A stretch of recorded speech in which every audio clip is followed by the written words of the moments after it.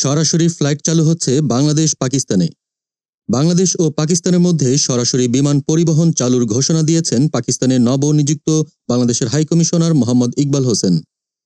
গতকাল শনিবার পেশোয়ারে এক সংবাদ সম্মেলনে তিনি এই গুরুত্বপূর্ণ পরিকল্পনার কথা জানান। হাইকমিশনার বলেন, বাংলাদেশ ও পাকিস্তানের মধ্যে ঐতিহাসিক সম্পর্ক রয়েছে। সরাসরি ফ্লাইট চালুর মাধ্যমে এই সম্পর্ক আরও দৃঢ় হবে। এটি যাতায়াত ব্যবস্থার উন্নতি তো ঘটাবেই, পাশাপাশি পর্যটন, শিক্ষা ও বাণিজ্যের ক্ষেত্রেও নতুন সুযোগ সৃষ্টি করবে। তিনি আরও বলেন, দুই দেশের বাণিজ্য ও কূটনৈতিক সম্পর্ক ক্রমেই ঘনিষ্ঠ হচ্ছে। এই পদক্ষেপ তাকে আরও শক্তিশালী করবে। পাকিস্তানে বাংলাদেশের পণ্যের ক্রমবর্ধমান চাহিদার কথাও তিনি উল্লেখ করেন। যদিও চট্টগ্রাম ও করাচির মধ্যে বর্তমানে নৌপথে বাণিজ্য চলছে, তবে তা সীমিত আকারে। নতুন যোগাযোগ ব্যবস্থার মাধ্যমে এই বাণিজ্য আরও বিস্তৃত হবে বলে আশা প্রকাশ করেন তিনি।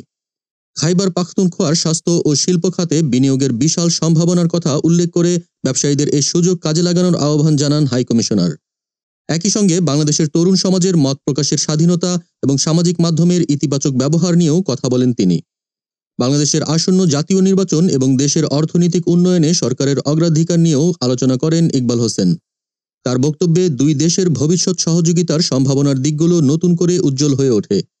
উল্লেখ্য, সরাসরি ফ্লাইট চালুর এই উদ্যোগ দুই দেশের মধ্যে সম্পর্কের নতুন অধ্যায়ের সূচনা করতে চলেছে, যা দক্ষিণ এশিয়ার কূটনৈতিক ও অর্থনৈতিক ক্ষেত্রে গুরুত্বপূর্ণ ভূমিকা রাখবে। দেশ জগৎ ডেস্ক নিউজ।